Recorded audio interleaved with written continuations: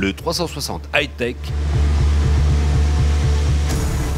avec Toshiba, créateur du PC 3D sans lunettes.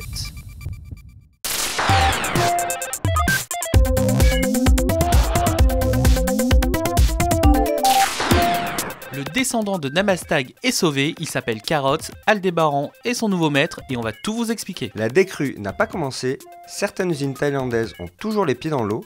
Résultat, chez Sony, plusieurs produits stars vont rater Noël. C'est parti pour Imagine Cup 2012, la finale aura lieu l'été prochain en Australie et le patron de Microsoft France veut une deuxième victoire des étudiants français. Son nom ne dit rien à personne, mais c'est un géant chinois qui a la France en ligne de mire dans le sillage de HTC. Smartphone, tablette, PC, TV, tous connectés en 2012. C'est la stratégie de Sony, renforcée par la reprise à 100% de Sony Ericsson.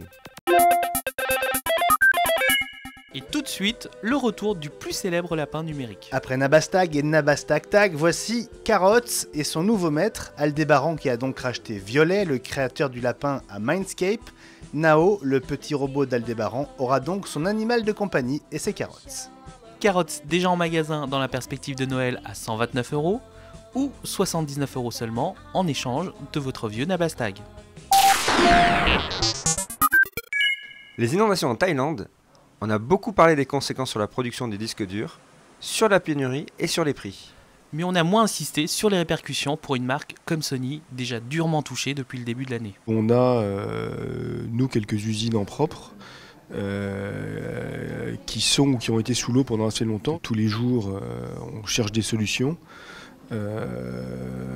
D'abord pour remettre en marche les usines.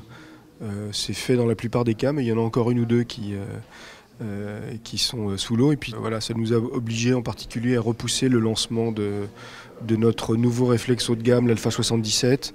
Ça nous a forcé à repousser le lancement de notre appareil hybride, le Nex 7. Malheureusement, qui seront probablement pas disponibles à Noël et peut-être juste un petit peu après. Bref, après un séisme et un tsunami au Japon, un entrepôt ravagé par le feu à Londres et le piratage de son réseau, il est vraiment temps que l'année se termine pour Sony. Direction Sydney, Australie, pour Imagine Cup 2012. Après la Corée, la France, l'Égypte et la Pologne, la finale du concours mondial d'innovation numérique destiné aux étudiants se déroulera en Australie en juillet 2012. Le coup d'envoi de cette 10e édition a été donné lundi soir au siège de Microsoft France à Issy-les-Moulineaux, avec de grandes ambitions pour l'été prochain. On attend une équipe française sur la plus haute marche. Évidemment, on va apporter notre soutien à toutes les équipes, à tous ceux qui veulent se mobiliser pour une meilleure planète. C'est possible à partir de la France, et surtout, ça part d'un principe de base, il faut penser grand, très très très grand. Voilà, donc encore une fois, bon courage, bonne chance, and think big. Merci beaucoup et bonne soirée. Merci Eric. Pour aller à Sydney, il faudra d'abord remporter la finale française, prévue le 3 mai 2012. Clôture des inscriptions, le 6 janvier. ZTE, ça vous dit quelque chose ? Moi je dirais 3 lettres, comme dans HTC. Et justement, ZTE, qui est un fabricant chinois, compte bien suivre l'exemple et le chemin tracé par son concurrent taïwanais. Objectif, la France. Avec une campagne de communication qui a démarré notamment dans le métro parisien et une soirée à l'Arc derrière la place de l'Étoile, c'est là que ZTE a présenté sa stratégie et son offre pour les mois à venir. Des smartphones d'entrée de gamme, mais aussi un modèle haut de gamme, le Skate, et déjà 2 tablettes sous Android Honeycomb avec 2 diagonales d'écran, 7 et 10,1 pouces. Et pour ceux qui douteraient encore de sa puissance, on vous rappelle que ZTE est 2e sur le marché chinois. Autant vous dire que c'est un géant, surtout à l'échelle de la France. Après Deezer, après Spotify, voici la première plateforme gratuite de streaming vidéo musical. Son nom, Ijing, et c'est une start-up française. Le principe est simple, à partir d'une playlist, Ijing récupère sur YouTube les clips de tous les morceaux. La nouveauté, et c'est une info exclusive du 360 High-Tech, c'est que Ijing, en plus de Deezer, s'est désormais importé les playlists en provenance d'iTunes.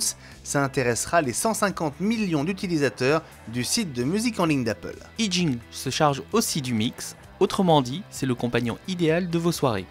Des vidéos disponibles en basse définition pour les connexions bas débit, mais aussi en HD avec encodage à 320 kbps par seconde pour les mélomanes. Fin octobre, Sony annonçait le rachat de Sony Ericsson pour un peu plus d'$1 milliard. En attendant que les smartphones rejoignent définitivement le giron de Sony, jeudi matin, les dirigeants français des deux entités ont invité la presse à une table ronde sur l'avenir des smartphones pour leur dire « Sachez que le smartphone est mort, il n'existe plus, c'est fini. » Une formule choc pour dire en fait le contraire. Les smartphones vont justement jouer un rôle essentiel dans la fameuse convergence qui va vraiment devenir une réalité.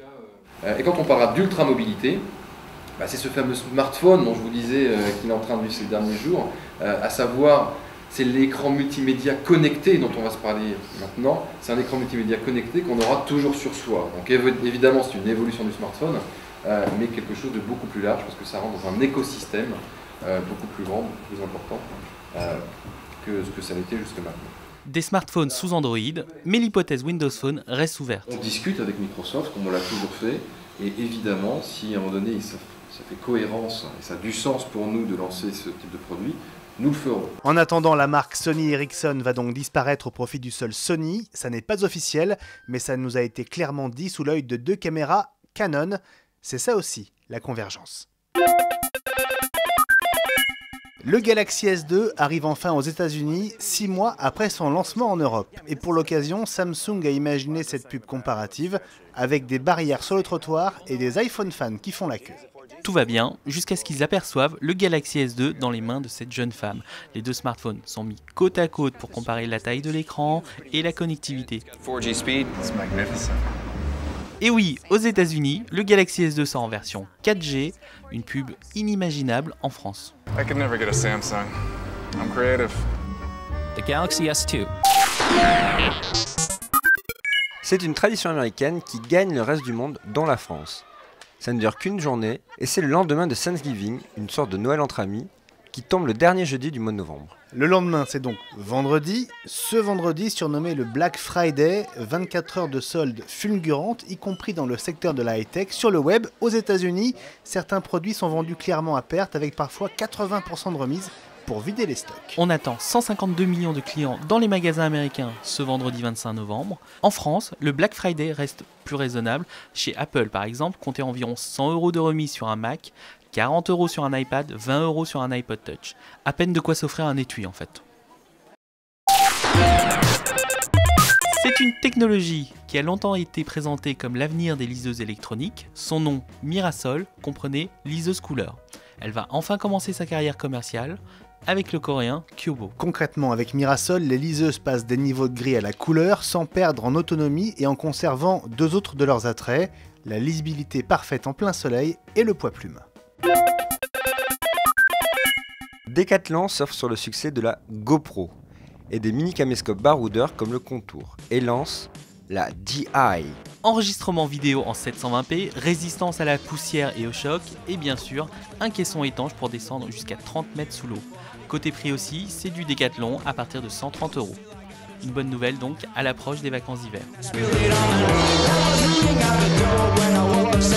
Voilà, c'est la fin de ce 360 high-tech. Merci de votre fidélité. Abonnez-vous au podcast sur l'iTunes Store en HD ou SD, vous avez le choix. Et on compte sur vous, comme d'habitude, vendredi prochain sur Technologique et sur le Journal du Geek.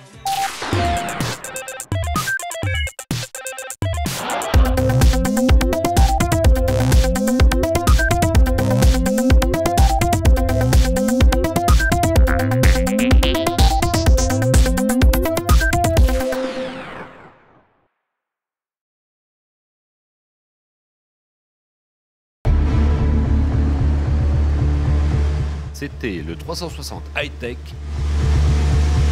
avec Toshiba, créateur du PC 3D sans lunettes.